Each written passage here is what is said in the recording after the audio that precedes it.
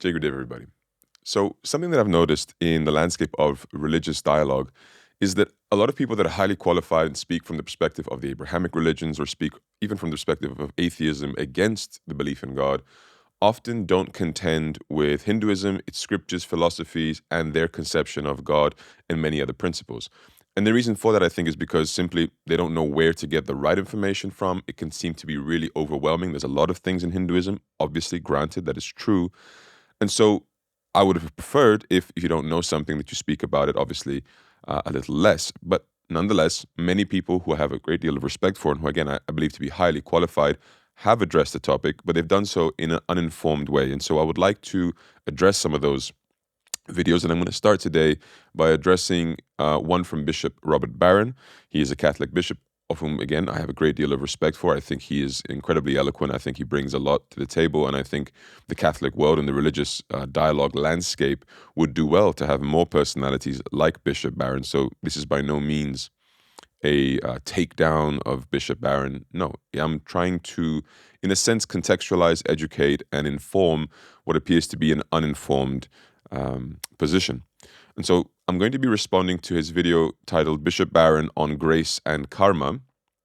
And in that video, he quotes a retired philosophy of religion professor, Dr. Stephen Davis, and he writes a book, and in one of the chapters of his book, he titles it as Grace versus Karma, or Religions of Grace versus Religions of Karma.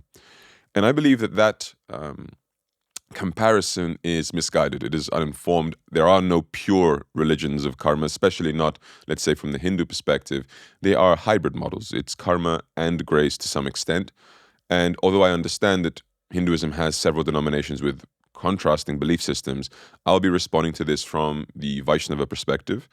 And if someone were to play devil's advocate and say, well, Bishop Barron is correct, he's responding to general Hindu beliefs or generally held interpretations of those principles and beliefs. You cannot now respond to him from a specific denomination within Hinduism and expect him to have addressed those specific beliefs. Well, again, I think that that's not true because there is no such thing as universal Hindu beliefs. Hinduism is an umbrella term. So underneath that umbrella term, there are several, let's say, mini religions or sub-religions or sects within Hinduism, and they each have their own distinct belief systems and philosophies. However, there are certain, let's say, universally recognized scriptures and principles within Hinduism that, for the most part, most Hindus subscribe to. One of those being the scripture known as the Bhagavad Gita. Now, the Bhagavad Gita is about as universally mainstream Hindu as you can get. And in the Bhagavad Gita, there are several references to grace working in tandem with karma. And so I'll be addressing the arguments from Bishop Barron. So let's get to it. We're going to begin with the first part of Bishop Barron's video. So religions of karma are very prominent, of course, in the East.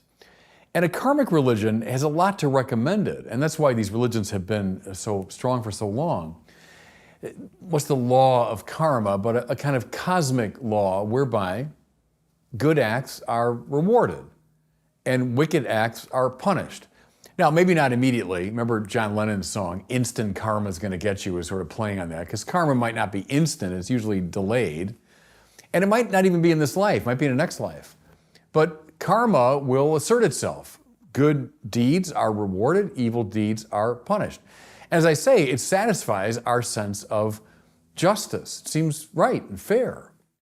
So the first thing I would like to address in this part of the video is the language that Bishop Barron uses. So he talks about good deeds being rewarded and evil deeds being punished. So first of all, there is no rewarding or punishing going on because karma is an impersonal law. It is not that it is a person that is saying, oh, I'm going to reward you or punish you for what you've just done, and I deem it as being good or bad. It is as scientific as you can get in terms of spiritual principles and laws, in the sense that if anyone's punishing or rewarding anyone, you are rewarding yourself and you are punishing yourself. You act, and that action has a consequence, and you bear that consequence since you are the actor, the doer of said action. That is the end of the equation. And so whether an act is deemed as good or evil is broadly irrelevant. It is simply put that an action has a reaction, a consequence. whatever that consequence may be is yours to bear because you identify as the actor, the one who performed that which leads to the outcome. So that's the full package. Action is not the only thing. Action and reaction is the full package, and you must therefore bear the responsibility and the consequence of your actions. It is completely impersonal. Now, what is true, though, again, from the Bhagavad Gita's perspective, is that despite this default impersonal law governing all actions in the world, you do have personal God, a personal God who rests above this law as a supervisor of the law, as the creator of said law, and he can intervene if he so wishes to. Now, why he would intervene is a very, very important topic here, and it gets to the crux of the argument. So, under what circumstances would it be fair to break that law, in a sense, to intervene in that law and forgive one for his consequences, relieve one of the responsibility of bearing his consequences, whilst still maintaining a fair and just system? Because, as Bishop Barron mentions in this part of the video, karma seems to satisfy our need for justice, our idea of a fair and just world. And he's right, it does. You do something, there's a reaction, you bear the consequence. End of story. Everybody gets what they deserve in his presentation. I will address that get what they deserve principle a little later. It's not exactly accurate. But again, what would be a scenario by which one could earn that forgiveness and maintain a fair system? And it goes like this. Imagine you perform an action, a negative action, bad action. It leads to a bad outcome. So you have bad action leading to a bad consequence for yourself. Now you go on to repeat that action a further 4 times. And so you've done that negative action a total of 5 times. And therefore, in a purely scientific way, you've accumulated 5 negative reactions, 5 negative consequences to that action. Okay. You now bear the first one of those 5. So having experienced the first of those 5 consequences, I understand if this is the consequence to my previous action, I understand the error of my ways. I should not behave this way anymore. I see now that this leads to that. I make a correction internally, a genuine connection. You cannot fake this, a genuine correction. And therefore, I have learned my lesson. Now, karma doesn't care whether you've learned your lesson. It's just, as I said, an impersonal law, like gravity. Therefore, I have 4 more consequences to go through. But as the supervisor of this law and a grace-giving personal God, he can look at that and say, so this individual has genuinely learned his lesson. He has understood the error of his ways and made a correction internally or even externally. For example, you go to somebody and you apologize, an external correction. And of course, God is the appropriate arbiter for something like that. He can know if whether that's a genuine repentance, genuine atonement or not, or if the person is simply faking it or superficial. And he can therefore say, there is no need for you to live out the remaining 4 consequences because you will not learn anything that you haven't already learned from the first one. Now, he will have to be the judge of that. Why do I say learn? Because there is a purpose to this reality. There's a purpose to this creation. The creation purpose being that we are on a journey to God, to knowing God, to realizing ourselves, to realizing Him. And so it is a question of removing ignorance and coming to a point of perfect knowledge, of perfect realization. And therefore, as God intends for us to become perfected, purified, knowledgeable, loving in the perfected sense, it is in His interest that learning occurs. Therefore, you bearing the consequence of your actions is entirely compatible and helpful to that endeavor. However, undue and unnecessary suffering after you have already learned your lesson can be removed by His grace. So an intervening God can break the default systems of karma, and I will again support this by scriptural references in a little bit. He makes another comment in this part of the video. He says that karma can be delayed. So he's absolutely right about that. I want to give him credit for that. Just to contextualize that slightly, there are 3 types of karma in Hinduism. So we talk about it as sanchita karma, prarabdha karma, and kriyamana karma, or sometimes known as agami karma. And it works as such. Your sanchita karma is your karma deposit. It's where you store all the consequences that you've accumulated throughout all your lifetimes with all your actions that you have done, and you have not yet borne out the consequence of those actions. Your prarabdha karma is the karma that you have been born in this life to live out. So the consequences that you are going to experience in this life. Now, why can't you experience them all in one go? Because, well, human life is limited. We have a life expectancy that only permits us to experience a certain amount of consequences that may not be equatable to the amount of karma that we have in our sanchita, in our deposit. So therefore, prarabdha karma is what I'm going to experience in this lifetime. And then third, this agami karma or kriyamana karma are the karmic reactions that I'm currently producing in this life to be experienced at a future date, either in this life or in a future lifetime. So again, Bishop Barron is right about that, but just to break karma down into those three parts so that we can understand the different ways in which karma can affect our lives and can be understood in a simplistic way. Let's carry on with the video. Well, to that, we contrast religions of grace. And now these can be found in the Abrahamic religions, I think largely of the West, very much including Christianity. Biblical religions are religions of grace. Now, what's going on here? Well, not so much everybody gets exactly what he deserves, but rather, as the Bible says, everyone sinned and fallen short of the glory of God. I mean, as Paul says, there's nobody righteous. I mean, not one of us. Nevertheless, God gifts us with his forgiveness, with his love, with the gift of eternal life. That we don't get what we deserve, right? As in a religion of karma, we get something that we don't deserve. Think now of maybe the most famous line of Christian poetry ever, which we sing all the time in Christian churches. Amazing grace, how sweet the sound that saved a wretch like me, right? Well, in a purely karmic religion, wretches don't deserve to be saved. A wretch deserves a wretched fate, right? So this is where things start getting a little bit more real, so to speak. So he says, he characterizes karma as you get what you deserve, and then he makes the reference to the Christian conception about our nature. So clearly, getting what he deserves is something that Bishop Barron seems to be afraid of. He doesn't want to get what he deserves. Why? Because he is convinced, due to his Christian belief system, that he is impure, he is unrighteous, he is sinful. He references Paul in Romans 3:10, where he says, there is no one righteous, not even me. He says everyone falls short of the glory of God, everybody is sinful. Naturally, in a belief system like this, if you believe that to be your framework from which you're working from, no one is righteous, everybody is sinful by nature, of course you don't want what you deserve.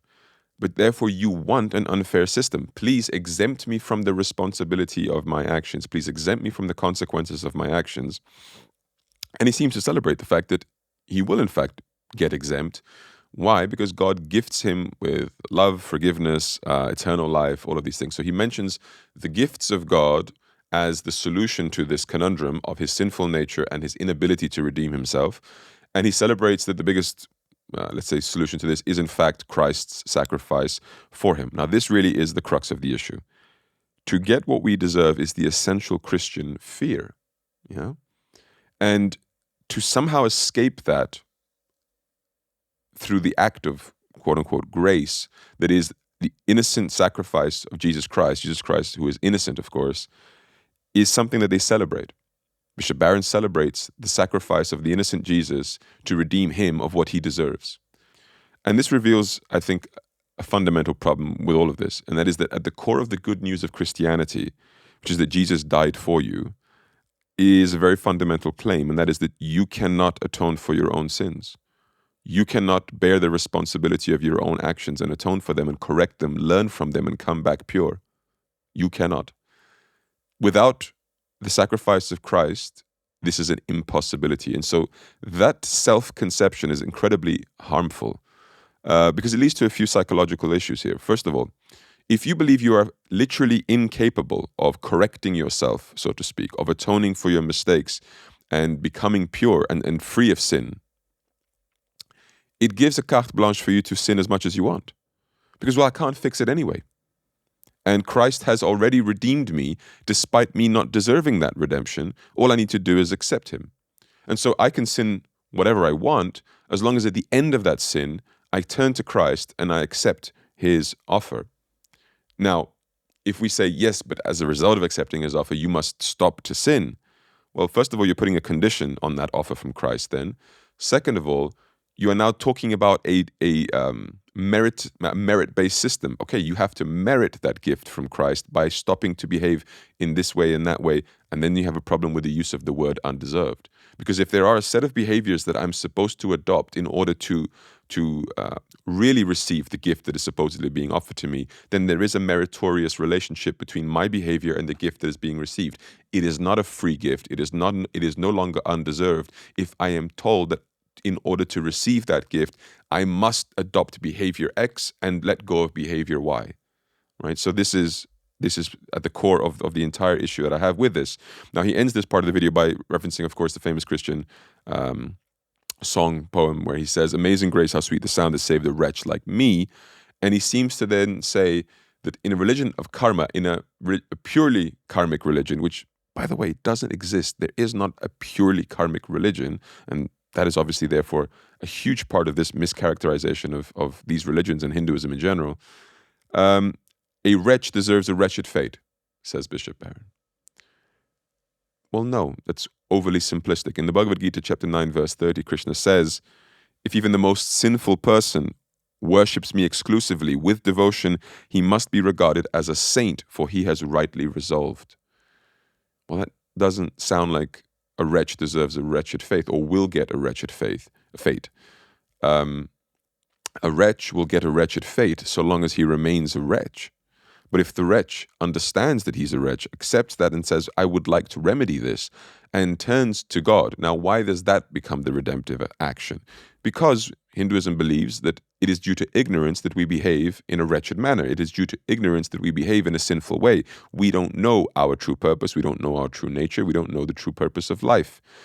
If we were to understand that and correct that misconception, we know that we are parts of God, servants of God. He is the purpose of our life, attaining Him, realizing Him, and therefore we turn to Him, correcting our previous ignorance that led to the behaviors that are deemed as sinful.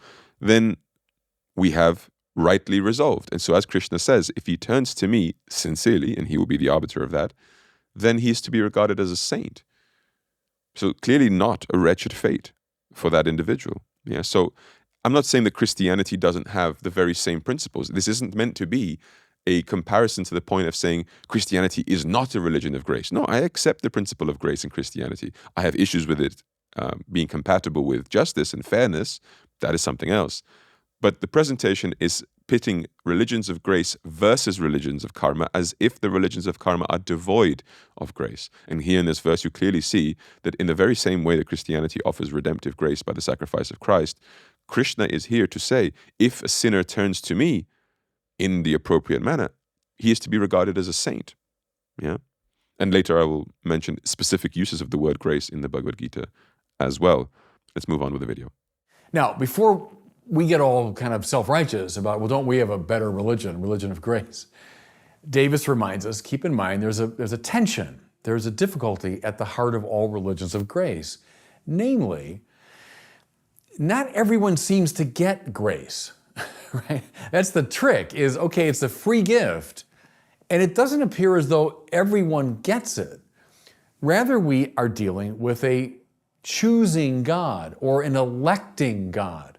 And what reason can you find? Well, you can't. So God chooses Abel, not Cain, right? How come? We don't really know. We're not told. God chooses Jacob, not Esau. God chooses Moses, not the Pharaoh. He chooses David, not Saul. In fact, Israel is known as a chosen people. How come? Oh, because they're the best and the most righteous. No, on the contrary. They're the least of people. And yet, they were chosen. You say, okay, I get that's gracious, but it also doesn't seem real fair, does it? That some get it and some don't. Okay, so how do you resolve this dilemma? So here Bishop Barron rightly presents one of the tensions within the Christian belief. So basically he says, not everyone gets grace. We are dealing with a choosing God. And he references several instances where the God of the Bible chooses one over another. In this sense, he chooses Abel over Cain. He chooses the people of Israel. He chooses Moses over the Pharaoh, etc., etc. Now, he seems to, and he highlights therefore that this seems to be an unfair God. Now, he rectifies this by going to the book of Isaiah, and he reads the passage in which the prophet Isaiah is talking about Israel and saying that the house of Israel will become a house of prayer for all.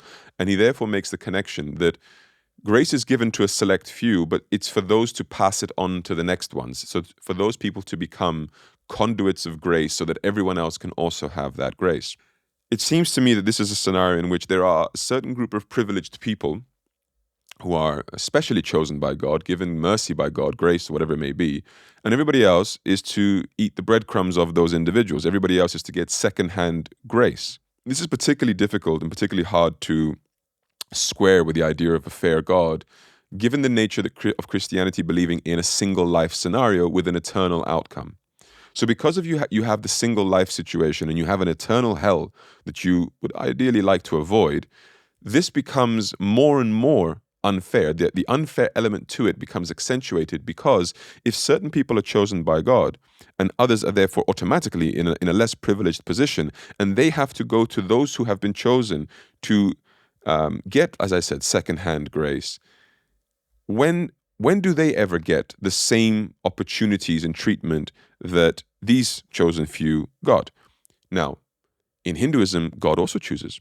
In the Katha Upanishad, which is part of the Upanishads, part of the Vedas, therefore fundamental and universal, it says the following in chapter 2, verse 23. This supreme being cannot be attained by instruction, nor by intellectual power, nor even through much hearing. It is to be attained only by the one whom he chooses. To such a one, he reveals his own nature. Okay, so we're dealing with the same thing. In Hinduism, God chooses whom he reveals himself to. And the criteria by which he chooses is unknown to man, just as Bishop Barron asserted to the biblical God. No problem. However, because we believe in a system of reincarnation and no eternal damnation, you cannot go to hell to burn forever. You have endless amounts of lives with which to get this right. You are free to keep choosing until you, let's say, perfect yourself. Therefore, if God does in fact choose certain people to reveal himself to, it isn't at the detriment of others who he has not chosen. It isn't that they have to come and get secondhand grace. It is that their time will come, if it's not in this life because they're not yet ready for it, or because they don't yet want it, they want other experiences in the meantime. That is fine. Their time will come.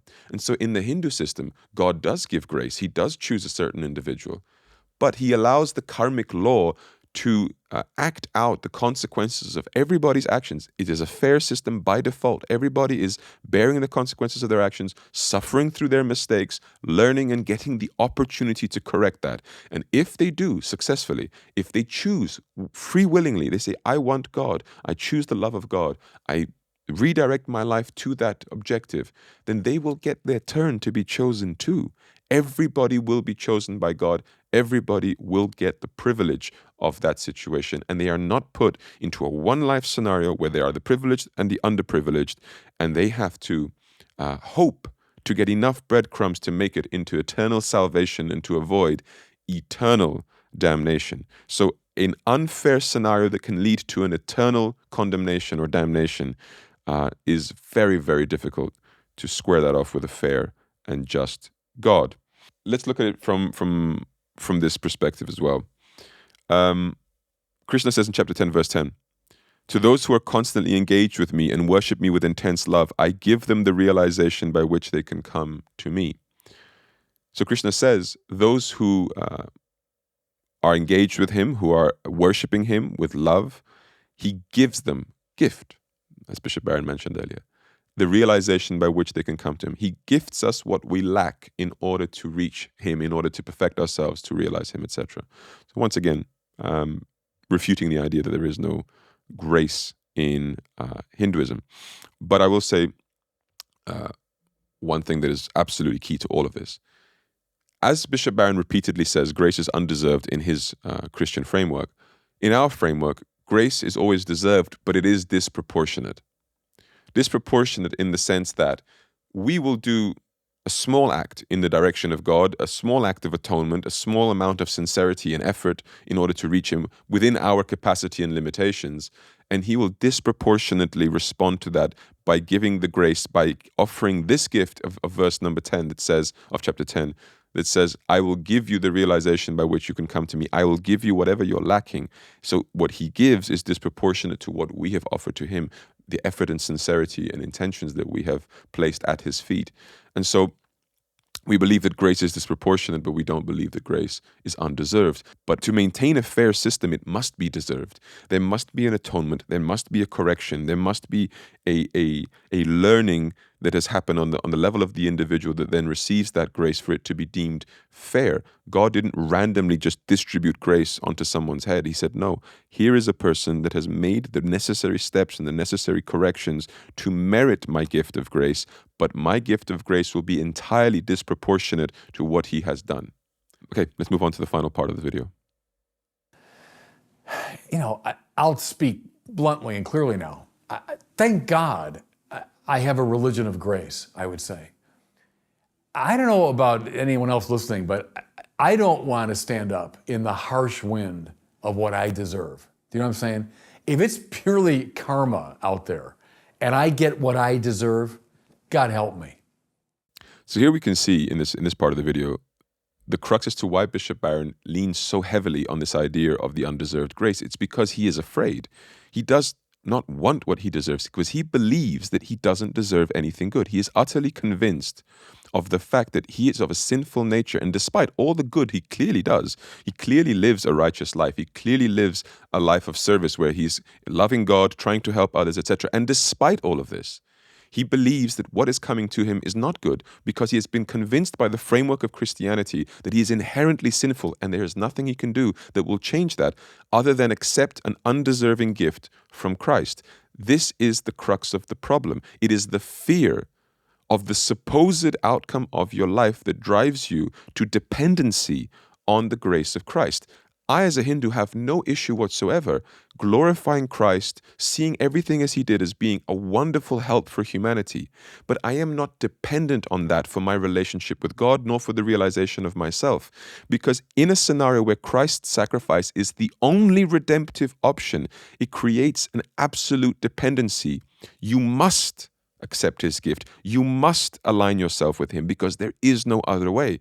And you can see, thank God I belong to this religion of grace. He is relieved of the concern that he very clearly has for the one life he has to get this right and the eternal hell that awaits him if he does not accept this gift. Now, this touches upon how Christian belief is even formed.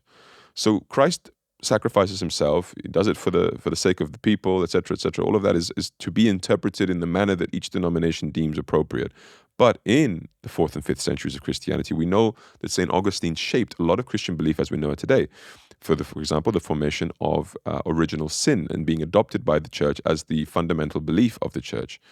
But St. Augustine was not unopposed to in this topic. So we had, for example, Pelagius, who is deemed as a heretic in his teachings as heresy. But at the time, they were contending with a very important issue, which is there was a lot of child mortality. So children dying at a young age, and the question then arises, do they go to heaven, do they go to hell? And St. Augustine posited that everyone is born sinful. It is your actual nature. Your human nature is to be sinful. And why? Because we inherited that from Adam and Eve, our original parents that sinned. They turned away from God. They disobeyed God's command. Therefore, they incurred sin. And therefore, all the descendants of Adam and Eve have inherited that sin. And so we are born with original sin. That is Augustine's proposition. Pelagius says, no, it is not like that. We are not born sinful. We are born with the free will to choose whether to sin or not. We can choose to sin. And so we can also choose not to. However, he accepted that humans have a tendency to sin because of our carnal desires and different circumstances that may affect that choice-making faculty. But nonetheless, we are capable of choosing not to sin. Now, eventually, as I said, the church aligned itself with the beliefs of Augustine and rejected those of Pelagius. But the proposition of Pelagius is actually a little closer to the Hindu truth, the Hindu perspective on this. So in Hinduism, of course, karma is something that preconditions you to a certain degree. You are born with karma, with your prarabdha that comes from the sanchita, the deposit, and you are going to bear out those consequences in this life. So you are born conditioned, you are born bearing a burden of sin, or whatever you want to call it. However, it is not inherited from someone else. It is your own. you are bearing the consequences of your own choices in previous lifetimes. The boomerang is returning to you, but it is the boomerang that you threw. In the case of Augustine, an original sin, you are born with the sin of another. You are born with the sinful consequences, let's say, of the actions of Adam and Eve. They are not yours. You are bearing someone else's. What can we actually do about it? And this is where we come to the crux of the solution, the Hindu solution to sin. So, what makes a sin in Hindu thought? I'm going to go to the Bhagavad Gita. I'm going to read a few verses that will summarize all of this. In chapter 3, verse 36, Arjuna says, "But what is it, Krishna, that causes one to stray even against one's own will as if compelled by some force?" Krishna responds in the very next verse, "It is the desire born of the guna of rajas and the resulting anger. That is the all-devouring sinful enemy of the world." So Krishna presents desire and its resulting anger as the sinful enemy of the world. That is the reason why we act against our will. So this seems to be more aligned with the idea of Pelagius, that you have will to choose whether to behave one way or another. However, as Pelagius highlighted, we have a tendency towards sin. Arjuna is noticing the same thing. Krishna is saying, yes, you do. It's because of desire. What can we do about it? Well, in verses 40 and 41, Krishna says, "The senses, the mind, and the intellect are said to be desire's abode. Through these, desire deludes the embodied self by concealing its wisdom. Therefore, O Arjuna, you should control the senses first and slay this source of sin that destroys both knowledge and discrimination." So here Krishna is saying that desire comes from the senses, the mind, the intellect. They are the abodes of desire. Desire springs forth from these locations. So you can control these senses. You can slay this source of sin that destroys your knowledge and your discrimination, your ability to choose whether to sin or not, to atone for what you have done. And so you are able to slay that source of sin. You are able to control that. But as much as Krishna may say that, what is our natural response? What would be Bishop Barron's natural response, and why it seems that he has such a relief that he does not have to contend with his quote-unquote sinful nature? So Arjuna responds in verses 33 and 34 of chapter 6. "O Krishna, due to the mind being so unsteady, this yoga which has been taught by you appears impractical and unstable. The mind is fickle, turbulent, powerful, and stubborn. It is more difficult to control than the wind." Now we know we can't control the wind as individuals. And so he's saying basically, it is impossible to do this, impossible to redeem myself. But he's saying that because of how inconvenient it is, how difficult it is. He doesn't want to have to contend with something that appears to be so difficult, right? And Krishna's response is, "The mind is undoubtedly chaotic and hard to subdue, O Arjuna, but by repeated practice and renunciation, it can be brought under control." Chapter 18, verse 58, Krishna says, "Focusing your mind on me, by my grace, you shall overcome all obstacles. If, however, out of pride, you do not listen to me, you will be ruined." So two huge takeaways from this. First of all, he empathizes with Arjuna. He says, yes, the mind is undoubtedly chaotic, hard to subdue. He understands the degree of difficulty in this path. But by repeated practice and renunciation, it can be brought under control. This is the inconvenient truth we must contend with. We have a complicated nature, a nature that is, let's say, hugely conditioned over lifetimes towards sense pleasures, towards desire, which leads to sinful outcomes, which leads to bondage to this reality.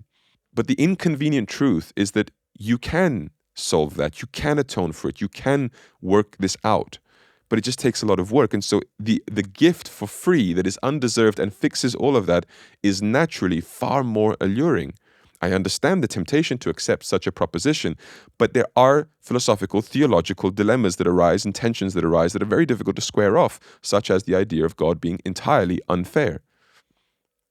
The pressure of one life, of making the right choices and decisions that lead to eternal outcomes, a tension that Hinduism simply does not have to contend with. To posit this as religions of grace versus religions of karma being those of the East, religions of grace being those of Christianity, the Abrahamic ones, my apologies, is just incorrect. It's an incorrect characterization of the landscape.